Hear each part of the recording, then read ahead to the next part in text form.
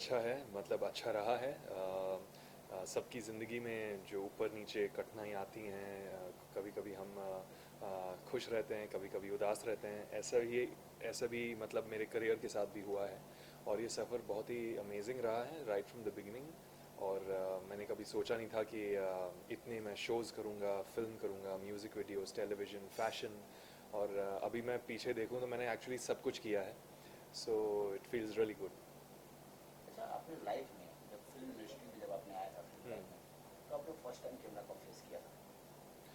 First time actually हाँ, मैं मतलब जैसे दूसरे कॉलेज स्टूडेंट्स होते हैं, मैं कॉलेज में हमारा जो दोस्त थे, रात को हम पार्टी करने निकले और पार्टी के बाद हम कॉफ़ी शॉप चले गए। वहाँ पे कॉफ़ी शॉप में कुछ फॉरेनर्स बैठे हुए थे और उन्होंने मुझे अप्रोच किया और कहा कि आप एक्टिंग करते हो या मॉडलिंग करते हो। मैंने कहा यार अभी सोचा तो नहीं था। और उन्होंने कहा कि we are casting for a international show. और उस इंटरनेशनल शो का नाम था the what was it, it was called the city of dreams, जो एक लंदन प्रोडक्शन का एक ये था। और वो बॉम्बे में शूट कर रहे थे। तो मैंने कहा चलो ठीक है, एक आध दिन का शूट होगा, कुछ पैसे मिल जाएंगे, पॉकेट मनी कर लूँगा। तो उन्होंने बोला कि ओबरॉय ओबरॉय होटल में, जहाँ बॉम्बे में ओबरॉय होटल में रूफ टॉप पे आप आ जाना, वहाँ पे हमारा शूट हो रहा है। तो मैं चले गया, मुझे लगा एक छोटा सा शूट होगा। वहाँ पे गया तो आई वॉज शॉक्ड, क्योंकि बहुत बड़े दिग्गज लोग थे। मतलब साइद जाफरी जी थे और मुकेश ऋषि एंड लीज़ा रे। और बहुत सारे ऐसे जो उस वक्त बहुत इंटरनेशनल एक्टर्स और वीजेस भी थे। तो मैं थोड़ा सा घबरा गया एंड देन आई रियलाइज कि उसमें जो मेन रोल था, जो एक एस्पायरिंग एक्टर का जो रोल था, वो मुझे दिया गया। और मेरा पहला सीन जो था, it was a very difficult scene, क्योंकि मैंने अभी सीन में ऐसा पोर्ट्रे करना था कि मैंने भाई ड्रग्स लिए हैं। और ड्रग्स के बाद मैंने एक पार्टी एंटर की है जहाँ पे सारे ये जो बॉलीवुड स्टार्स हैं, और मैं चीख रहा हूँ, चिल्ला रहा हूँ। तो मैंने जब स्क्रिप्ट पढ़ा, मैंने बोला बॉस अगर ये नहीं कर पाया तो फिर मैं तो यहाँ से निकलूंगा तो फिर एग्जिट ही है। कैसे भी करके I did the scene, it was very good. सबने अप्रिशिएट किया, सबने बिलीव नहीं किया कि पहली बार कर रहा हूँ एक्टिंग। और अनफॉर्चुनेटली वो शो आई थिंक 10-12 एपिसोड बनने के बाद वो हुआ नहीं, it did not release. But वो पहला एक्टिंग एक्सपीरियंस था और बहुत मज़ेदार।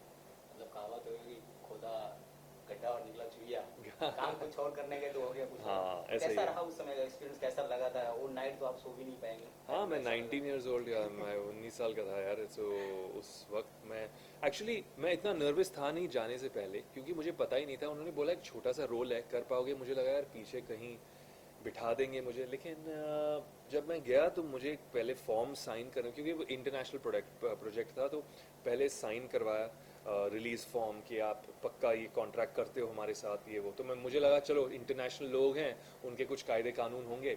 साइन कर दिया मैंने।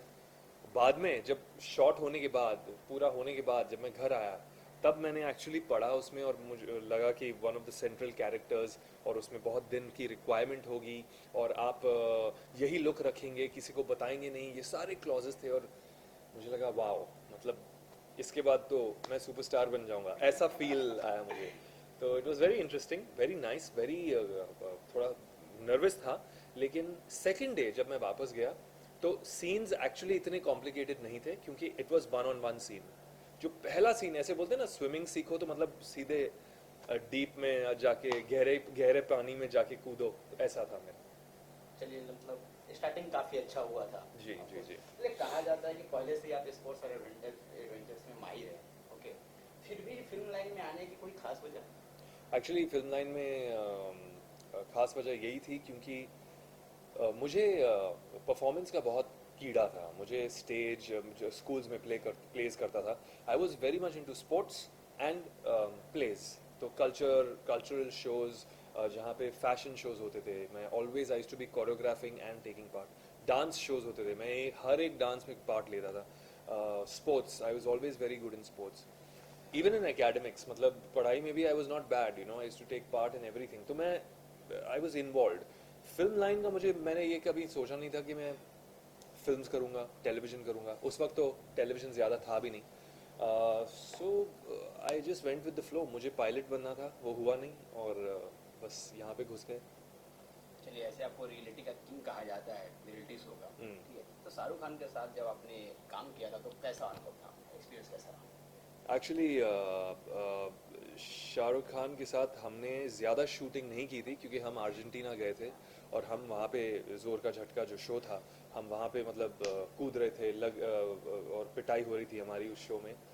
लेकिन क्योंकि मैं फाइनल्स में था और क्योंकि मैंने एपिसोड्स जीते थे और क्योंकि मैंने वो full show finally I was the winner of that show, तब मेरी मुलाकात शाहरुख से हुई and it was very good. इतने फ्रेंडली हैं और मुझे पंजाबी साहब कह के बुलाते थे और इट वाज वेरी नाइस। मैं उनकी मिसेस जो गौरी खान है उनके साथ मैंने डांस किया हुआ है शामक दावर के दिनों में, बहुत बहुत साल पहले जब मैं छोटा था। तो मैं उस वक्त Shahrukh Khan was just climbing up the becoming the superstar, तो हम सब कहते थे, बट वो इतनी ग्राउंडेड थी, कभी पता ही नहीं चला कि शाहरुख खान की वाइफ है। हमेशा हमारे साथ डांस, हमारे साथ खाना, so wonderful experience working with her and him. So हाँ, बहुत हम्बल हैं और बहुत अच्छा लगा मुझे। ये फिल्म और रियलिटी शो करने के बाद कैसा अनुभव रहता है? हर बार आप फिल्म और रियलिटी शो में आप दोनों का डिफरेंस बताइए कि फिल्म में क्या है और रियलिटी शो में क्या डिफरेंस होता है? आई थिंक फिल्म का यही है कि आप एक किरदार निभा रहे हो और रियलिटी में आप रियली आप ही हो। हालांकि आजकल बहुत स्क्रिप्टेड शोज आ रहे हैं लेकिन मैं मानता हूँ कि आप अगर रियलिटी शो कर रहे हो तो आप अपने नाम से जाने जाते हो, पहली बात तो ये है। तो मैं खुशहाल पंजाबी हूँ, ना कि कोई कैरेक्टर का नाम लेके मैंने उसका रूप धारण किया है। तो I think that's the biggest difference. Reality आपको ये भी पता है कि इसमें अगर कंपटीशन है तो रियली आप हो, सिंपल। मतलब कोई आप कैरेक्टर नहीं प्ले कर रहे हैं, इसका कोई डायलॉग्स नहीं है, कुछ स्क्रिप्टेड नहीं है, इट इज़ कम्प्लीटली यू। तो डिफरेंस तो है ही है। ओके, मैंने जैसे सुना था कि मेघना के आपने एक रियलिटी शो के दौरान प्रपोज किया था, कुछ ऐसा है? नहीं, एक्चुअली मेघना को मैंने रियलिटी शो के दौरान नहीं किया था। हम लोग एक शो पे गए थे लेकिन रियलिटी शो नहीं था वो मेघना का एक डांस शो था जो बाहर गांव कर रहे थे और उस वक्त मैंने किया। तो कुछ शादी का अभी मूड है? नहीं, अभी तो कुछ मूड नहीं है। अभी काम का मूड है। ओके, और आप अपकमिंग प्रोजेक्ट आने वाले? अपकमिंग प्रोजेक्ट्स ऐसा है कि अभी प्रकाश झा की क्रेजी कुक्कड़ फैमिली जो रिलीज़ हुई थी उसमें मैंने स्टोरी लिखी है और मैंने कोरियोग्राफ किया है एक गाना। मैंने थोड़ा सा उसमें असिस्ट भी किया है डायरेक्टर को और मैंने एक्टिंग की है। तो वो एक बेबी प्रोजेक्ट था। मुझे बहुत इंटरेस्ट है फिल्म मेकिंग में, राइटिंग में, स्क्रीन प्लेज में, स्टोरी में, डायरेक्शन में। मुझे बहुत इंटरेस्ट एक्टिंग में भी है। इस वक्त एक बहुत अच्छा सा एक ट्रैवल शो लिख रहा हूँ, लेकिन travel show with a story, जैसे एक स्क्रिप्ट है और उसमें एक लव स्टोरी है। कैसे ये दो लोग जो बिल्कुल ऑपोजिट्स हैं, उनका मतलब सबसे फेवरेट जो कॉमन फैक्टर है जो उनको पसंद है वो है ट्रैवलिंग। और इस ट्रैवल पे, उनकी लाइफ पे मैंने एक शो बनाया है जो अभी मैं लिख रहा हूँ। I think it will be about या तो 13 एपिसोड्स होंगे या 26, तो उस पर ध्यान दे रहा हूँ। एक साइकोलॉजिकल थ्रिलर लिख रहा हूँ और एक चिल्ड्रंस फिल्म लिख रहा हूँ। बाकी आई एम गिविंग ऑडिशंस। ऐसा कोई प्रोजेक्ट है नहीं जो मैं कह सकता हूँ कि साइन है, अभी मैं शूटिंग के लिए जा रहा हूँ। तो एज ऑफ नाउ ऑडिशंस दे रहा हूँ, लोगों से मिल रहा हूँ, क्योंकि एक ये भी होता है ना कि आपने एक प्रकाश झा की फिल्म की, उसके बाद आपको ये भी देखना पड़ता है कि कौन सा रोल आपको ऑफर किया जाता है। ऐसे मैं कह सकता हूँ कि 2 फिल्में आई थी मेरे पास, मैंने रिजेक्ट किया। क्योंकि रिजेक्ट ऐसे नहीं क्योंकि मैं बहुत बड़ा स्टार हो गया हूँ, रिजेक्ट क्योंकि वो जो रोल था वो आई was not connecting with it. छोटे बड़े की बात नहीं है, कनेक्ट ही नहीं हो रहा था। So I think I have to wait for the right role to come my way. Sir, आपको लगता है कि स्क्रिप्ट लिखना और उसको लाइफ में उतारना, फिल्मों में उतारना काफ़ी कठिन होता है? बहुत कठिन होता है। बहुत लोग स्क्रिप्ट लिखते हैं, बहुत लोग स्टोरीज लिखते हैं। सब, मैं अगर आपसे भी पूछूं एक स्टोरी बताइए, आप मुझे फट करके एक अपने लाइफ की एक कहानी बताओगे जो मैं ड्रामेटाइज करके मैं लिख सकता हूँ। आप अगर मैं अपने लाइफ को देखूं तो मैंने इतने ऊपर देखे हैं, नीचे पहाड़, मतलब एक वो पड़ाव होता है ऊपर नीचे का, उस पर ही आप ड्रामा लिख सकते हो, कॉमेडी लिख सकते हो। बट आई थिंक एक आर्ट होता है जो आप समझते हो कि लोगों को क्या पसंद होगा, लोग रिलेट कर पाएंगे। जैसे मैंने क्रेजी कुकड़ फैमिली लिखी थी, मुझे पता था कि फैमिली ऑडियंस को फैमिली फिल्म्स ऑलवेज पसंद है, लेकिन इसमें सारे अच्छे नहीं हैं, ग्रे शेडेड कैरेक्टर्स हैं, जैसे आपकी फैमिली में भी हो सकते हैं। कोई चाचा, कोई मामा, कोई मतलब कोई भी आपकी फैमिली में पैसों के पीछे ज्यादा भागता है, बहुत इरिटेटिंग है, गाली गलौज बहुत करता है, अच्छे हैं लेकिन इनके ये जो कैरेक्टरिस्टिक्स हैं वो मैंने रियली एक फिल्म में लाने की कोशिश की। So I think screenplay writing is very difficult. उससे ज्यादा डिफिकल्ट होता है इस फिल्म को रिलीज करने में, so I think it's a very tough competition, लेकिन हम हार नहीं मानते, हम एंटरटेन करने के लिए बैठे हुए हैं, एंड आई थिंक हम लड़ेंगे जब तक हम अपनी स्क्रिप्ट आपके पास नहीं लेके आते। आपके लाइफ में टर्निंग पॉइंट कब आया? काफ़ी सारे हैं टर्निंग पॉइंट। अगर आप करियर के तौर पे देखोगे तो एक म्यूजिक वीडियो किया था मैंने, कह दूं तुम्हें या चुप रहूं, एक डीजे अकील का एक रीमिक्स था, उसमें बहुत लोगों ने लाइक किया। ग्लैडराइड्स मैनहंट मैंने जीता था 2000 ईयर में। उसके बाद मॉडलिंग से सारे ऑफर्स आए, म्यूजिक वीडियोस किए। उसके बाद लक्ष्य, काल, गोल, ऐसी छोटी पिक्चर्स में, ऐसे बड़ी पिक्चर्स में छोटे कैमियोज किए मैंने। बहुत सारे टेलीविजन सीरियल्स किए हैं, but I don't know turning point ऐसा कुछ। शायद टर्निंग पॉइंट आगे और है मेरे लिए। यादगार लम्हे जो आप कभी ना भुला पाए अपनी लाइफ के? आई थिंक हर शूट पे जो लोग मिलते हैं मुझे, एक ना एक दोस्त तो बन ही जाता है, लेकिन सबसे यादगार रहेगा ये आखिरी फिल्म जो मैंने क्रेजी कुकड़ फैमिली की। उसमें हर एक सेट पे क्या होता है ना, वैनिटी वैन्स होते हैं जहाँ पे एक्टर्स जाके चेंज करते हैं और अपना एक वो प्राइवेट एक रूम बनाते हैं जहाँ पे, और शूटिंग के वक्त वो सेट पे आ जाते हैं। इसमें इस पिक्चर में कुछ 6-7 बड़े ऐसे वैनिटी वैन्स थे, लेकिन हम एक ही वैनिटी वैन में रहते थे सारे।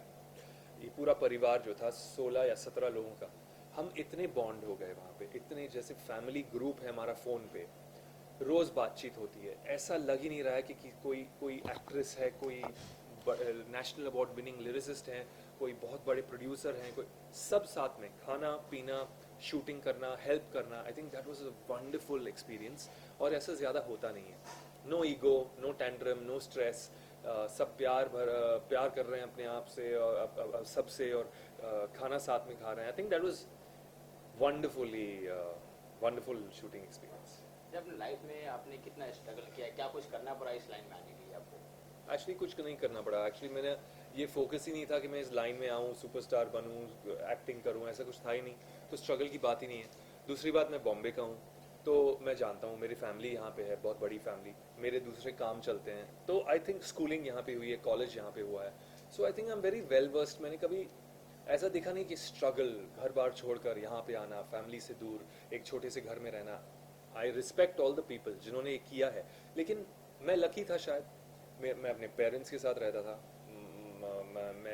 मैंने अपना घर भी लिया उसके बाद, लेकिन I still live with them. मुझे बहुत अच्छा लगता है फैमिली के साथ रहना। So I think struggle in the sense, auditions के लिए सब जाते हैं, पीआर, नेटवर्किंग, ये सब करते हैं। मैंने एक्टिंग स्कूल ज्वाइन नहीं किया था, लेकिन I want to join film school right now. तो मैंने हमेशा एक करियर को ऐसा लिया है कि मैंने अंडरस्टैंड किया कि फिल्म मेकिंग क्या है।